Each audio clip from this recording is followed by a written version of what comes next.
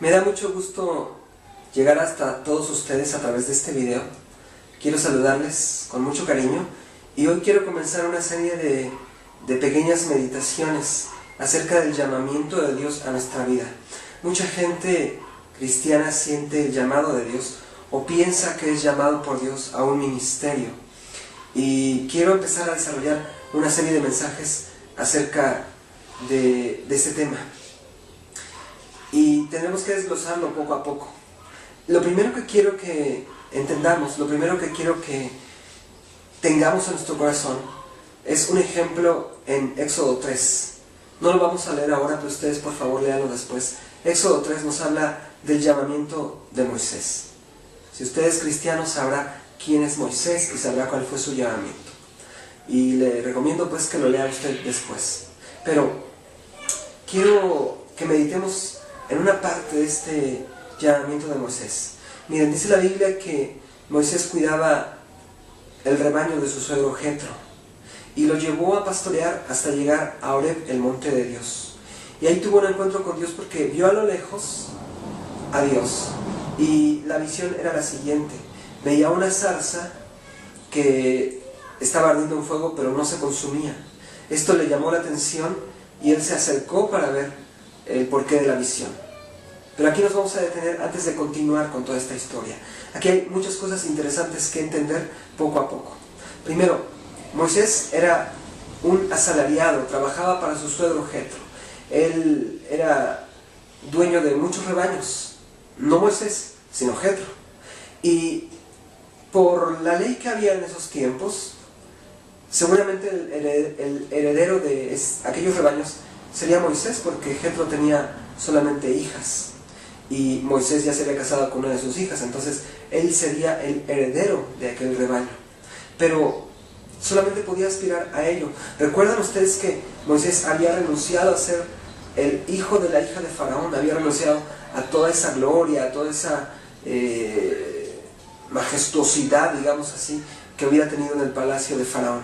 Pero la Biblia en Hebreos dice que renunció a los deleites temporales del pecado. Eso es lo que le esperaba en Egipto, alejarse del Dios verdadero. Y él ya conocía al Dios verdadero. Entonces decidió, dice la Biblia en Hebreos 11, renunciar a esos placeres para participar de los vituperios de Cristo, para participar del sufrimiento del pueblo de Dios. Eso fue lo primero que hizo Moisés. Y eso es lo primero que tenemos que tomar en cuenta en nuestra vida. El ministerio no es que estemos sufriendo siempre, que los pastores seamos personas que siempre estén sufriendo y siempre estemos en carencia. Es una idea equivocada que tiene mucha gente, muchos profesores de teología o muchos que preparan pastores. Es una idea equivocada que los pastores tengamos que estar siempre en sufrimiento, porque dijo Pablo, sufre penalidades. Y entonces ya lo toman como una norma, tienes que sufrir, y todo pastor que no sufre no es pastor. No es que sea así, pero sí hemos escogido renunciar a los deleites temporales de la carne para servir al Señor. Porque los placeres que nos puede ofrecer la carne son temporales.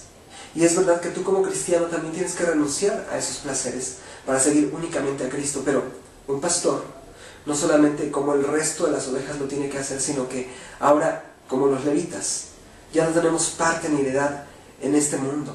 Renunciamos algunos a nuestra profesión, otros a tantas otras cosas para servir al Señor, para servir a otras personas, para dedicar nuestro tiempo a sobrellevar la carga de los demás, para guiarles. Y eso es lo primero que tienes que tomar en cuenta en un llamamiento. Debe haber una renuncia de tu parte.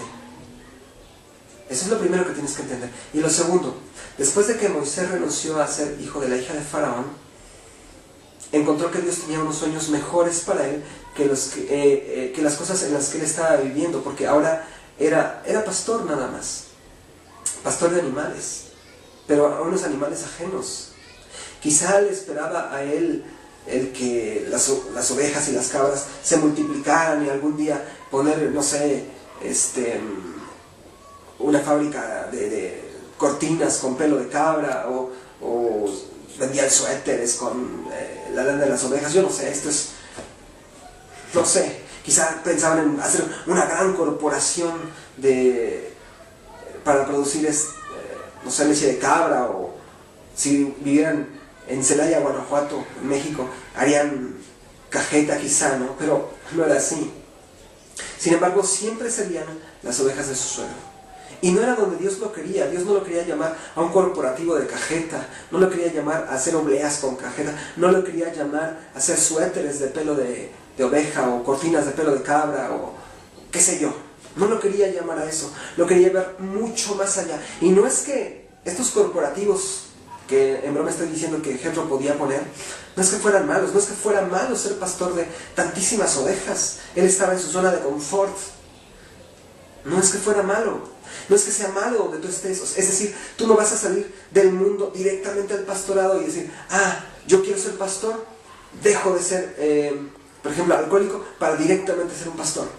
No es posible esto. O sea, no se trataba de que Moisés dejara lo peor y de inmediatamente fuera a los planes de Dios. No es así. Tenía que pasar un proceso en su vida, así como con nosotros también. Tenemos que prepararnos, capacitarnos. Alguien se sorprendió un día y me preguntó cuando yo estaba platicando con ella y diciéndole el tiempo que pasamos los pastores preparándonos en un seminario y que constantemente tenemos que estarnos preparando y buscando de Dios. Y esa persona me dijo, yo no sabía que los pastores estudiaban. Y yo dije, la entiendo, porque mucha gente piensa que los pastores somos gente ignorante, que no tenemos ninguna preparación de ningún tipo. Y esto no es así. Esto no es así. Muchos pastores tienen una profesión y han tenido que renunciar a ella para servir al Señor. Algunos, tienen lo que ellos llaman un ministerio bivocacional. Particularmente yo no creo en el ministerio bivocacional, es decir, trabajar en cualquier otra cosa y al mismo tiempo pastorear. Yo en lo personal me he dedicado al 100% a pastorear porque es una labor difícil, es una labor que requiere mucho tiempo como para dividirme en una empresa, trabajar para alguien, tener, un puesto en una empresa y al mismo tiempo pastorear ovejas. Creo que es muy difícil eso y no creo que sea honesto hacerlo, en mi punto de vista. Pero Dios le estaba llamando a Moisés algo mejor. Le dijo, ok, tú estás soñando con corporativos, vas a ser el rey cajetero de todo Israel o de toda la tierra de Madián, vas a vender y a exportar suéteres de lana, o vas a vender cortinas de pelo de cabra, o vas a exportar cabezas de ganado. Pero yo no quiero eso para ti, eso es muy bueno. Pero yo quiero para ti algo mejor. Recuerden que la Biblia dice, mis pensamientos, dice Dios, son muchísimo más altos que tus pensamientos, son mejores que vuestros pensamientos. Mis caminos son más altos que tus caminos. Y tenemos que entender en el llamamiento que no solamente necesitamos renunciar al placer temporal de la gloria, de la fama, de los logros personales y profesionales. No solamente eso, pero renunciar a mis propios sueños para adquirir los sueños de Dios. Y no significa frustración, no significa, Dios quiere que renuncie a mis sueños y entonces voy a ser un frustrado, nunca voy a hacer mis sueños. No, déjame te digo que los sueños de Dios son mucho mejor. Yo particularmente tenía muchos sueños antes de ser el pastor. Dios me permitió alcanzar algunos, otros no. Pero en lugar de esos que no alcancé otros mejores, los sueños de Dios. Y Dios le dijo, no quiero que seas pastor de un grupo de cabras, no quiero que seas pastor de un grupo de animalitos, ahora quiero que seas el pastor de todo un pueblo, no cualquier pueblo, el pueblo que es descendencia de Abraham, de Isaac y de Jacob, mi pueblo escogido. Yo te he escogido a ti para darte a ti las tablas de la ley. Bueno, no se lo dijo en ese momento, pero era todo lo que Dios había planeado para Moisés. Es más, Él le dijo, tú vas a pasar a mi pueblo a la tierra que yo prometí a Abraham. No fue así en realidad por muchas cuestiones que después veremos. No porque Dios mintiera, Tú conoces la historia. Aquí los que fallaron fueron el pueblo y Moisés. Pero Dios no falló. Pero el plan de Dios originalmente era que Moisés condujera a su pueblo hasta la tierra prometida. Es decir, de ser un pastor, de ser un fabricante de cortinas y cajetero y etcétera, etcétera, Dios le dijo, te quiero más allá. Y no estoy menospreciando, aclaro, no estoy menospreciando a los hermanos que son fabricantes de suéteres, o a las hermanas que son costureras, o a los que hacen cajeta o mermelada. No estoy menospreciando. Pero estoy diciendo, cuando estamos llamados a algo de parte de Dios, es mucho más allá de nuestras propias expectativas. Dios rompe con nuestras expectativas y nos otorga sueños mejores. Ese es el llamamiento. Yo necesito que tú lo entiendas. Que renuncias a los placeres temporales, renuncias a la fama. Hay una renuncia total en tu vida. Pero Dios te entrega algo mejor. Porque ser colaborador de Dios es un alto privilegio.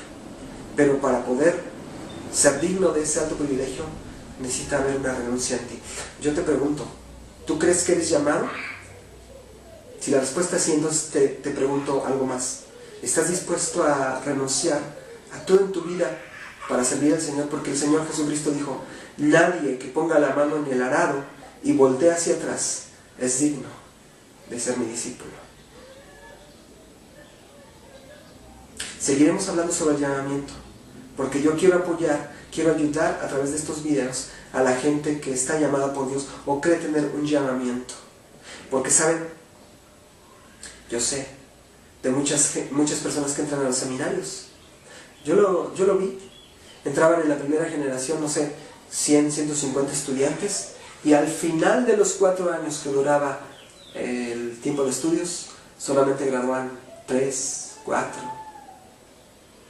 Todos los demás desertaban en el primer año, porque descubrían que no estaban llamados a ello.